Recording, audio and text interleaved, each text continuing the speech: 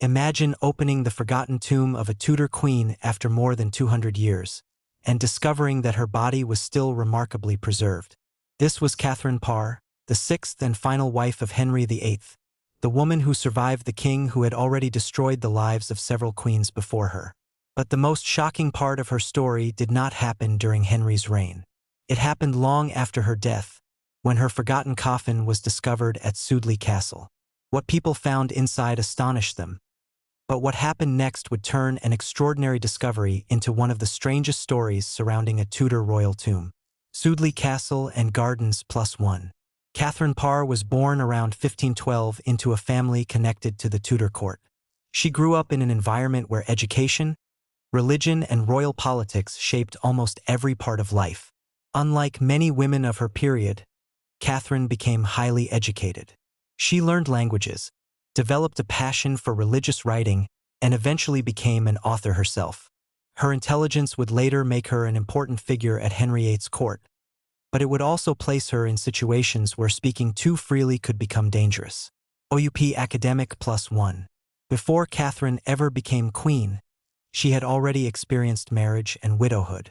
She first married Edward Burrough and later John Neville, Lord Latimer.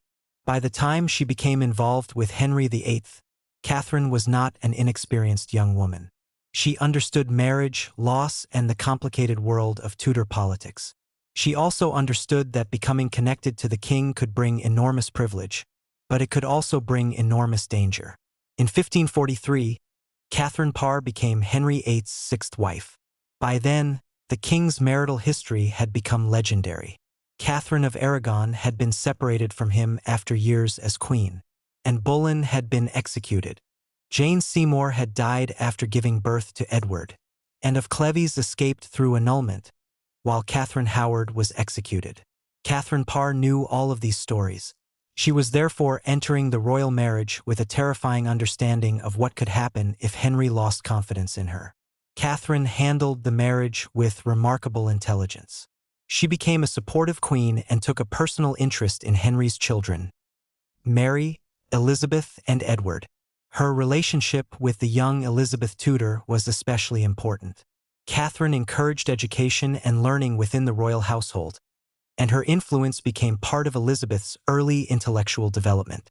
Catherine would never live to see Elizabeth become queen, but the connection between the two women became an important part of her legacy.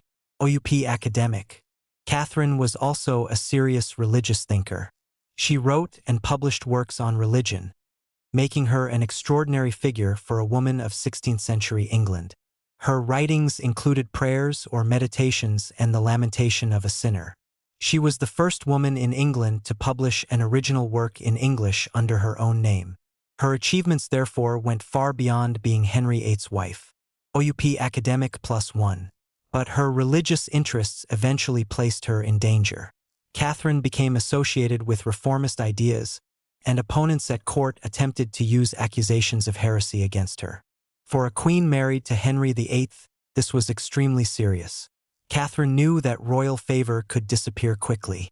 She had already witnessed what happened to previous queens when the king turned against them. Yet Catherine survived the crisis. She managed to restore Henry's confidence and remained queen until his death. On January 28, 1547, Henry VIII died. Catherine had achieved what none of his previous wives had managed to do. She outlived him. After years of living under the shadow of one of England's most powerful monarchs, she was finally free to choose her own future. Wikisource. That future was supposed to be happier.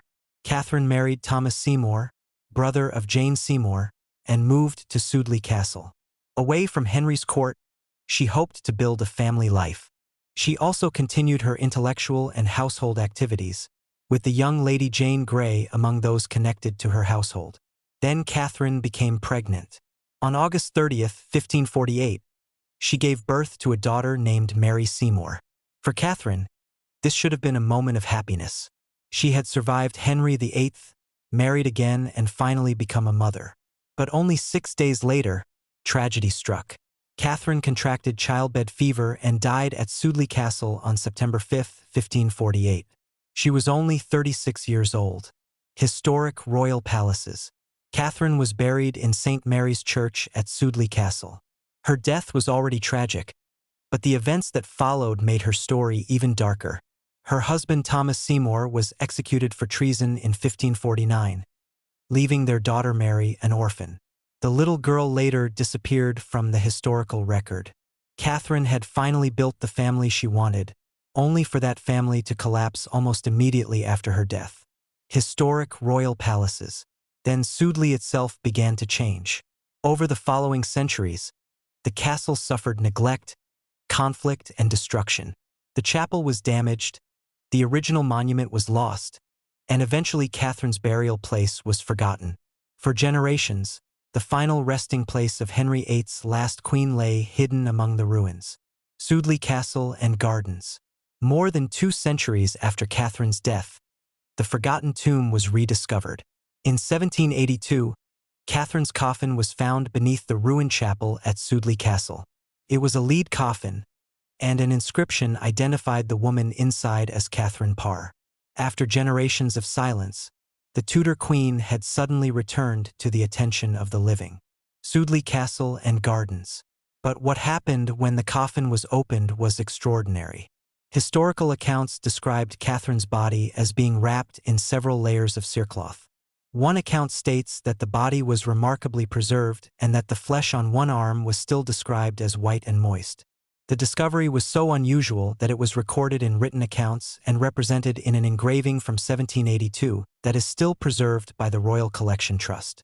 Wikipedia +1.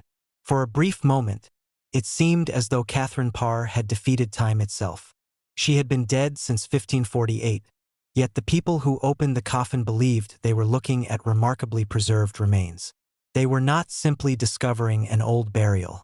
They were looking directly at the physical remains of a woman who had personally known Henry VIII and lived through one of the most dramatic periods in English history. But there was a terrible problem. The coffin had been sealed for centuries.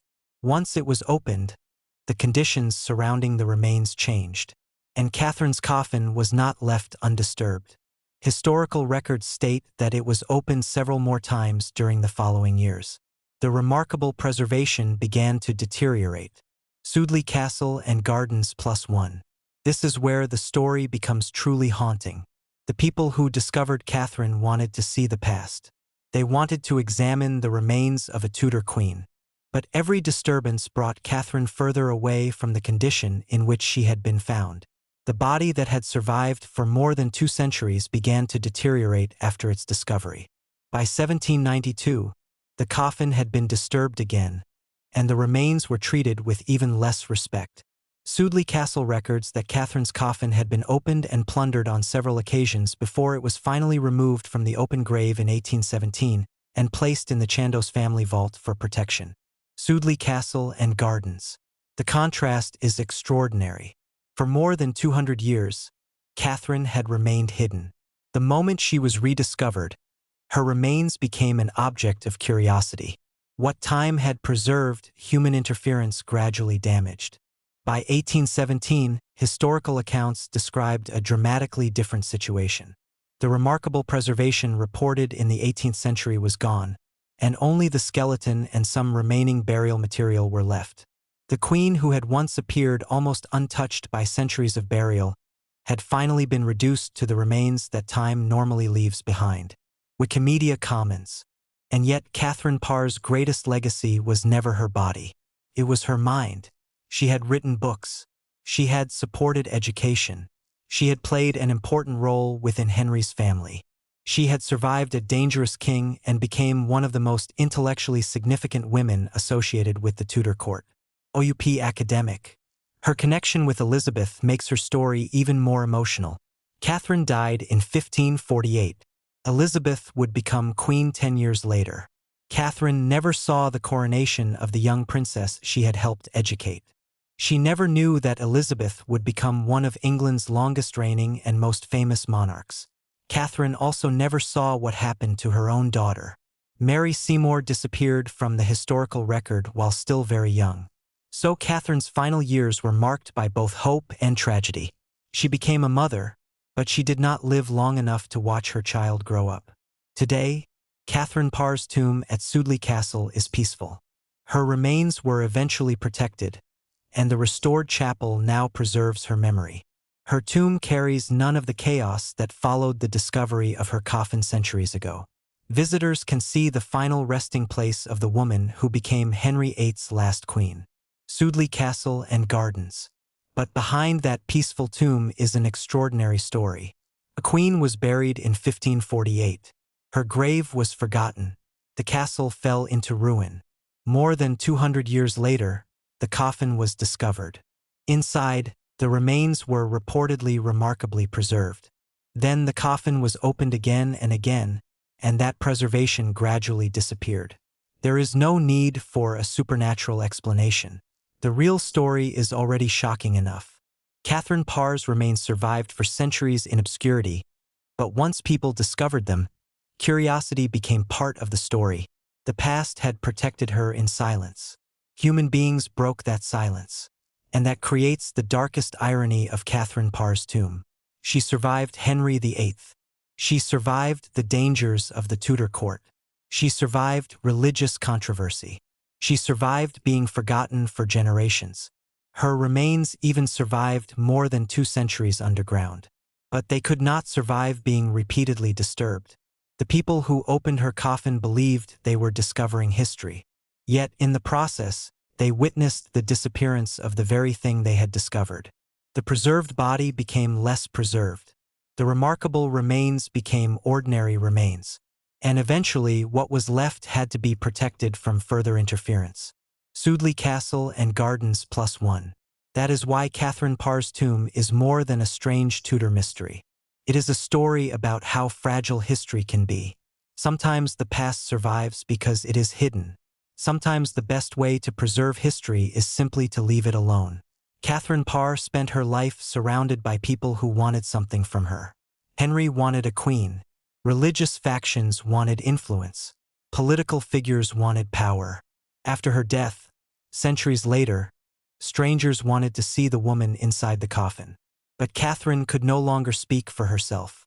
She could not decide when the coffin would be opened. She could not decide what happened to her remains. She could not protect the body that had survived for centuries. Yet the one thing nobody could take from her was her story. Her books survived. Her influence survived. Her connection to Elizabeth survived. Her name survived. And today, when visitors stand before Catherine Parr's tomb at Sudeley, they are not simply looking at the final resting place of Henry VIII's 6th wife. They are looking at the grave of a woman who survived one of the most dangerous royal marriages in history, became a published author, influenced the education of future monarchs, and left behind a legacy that outlived the Tudor world itself. OUP Academic +1. The most haunting part is that Catherine's body once seemed to have defeated time. In 1782, witnesses believed they had discovered something extraordinary beneath the ruined chapel. But within decades, that remarkable preservation had largely disappeared. So the shocking discovery inside Catherine Parr's tomb was not simply that her body had survived for centuries. The real shock was what happened after it was found. The earth had preserved the queen. Time had left her hidden. Then human curiosity opened the coffin.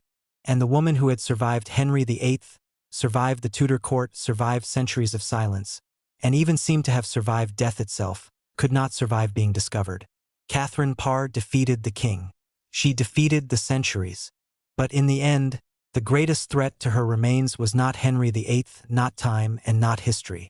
It was the moment the living finally opened the coffin.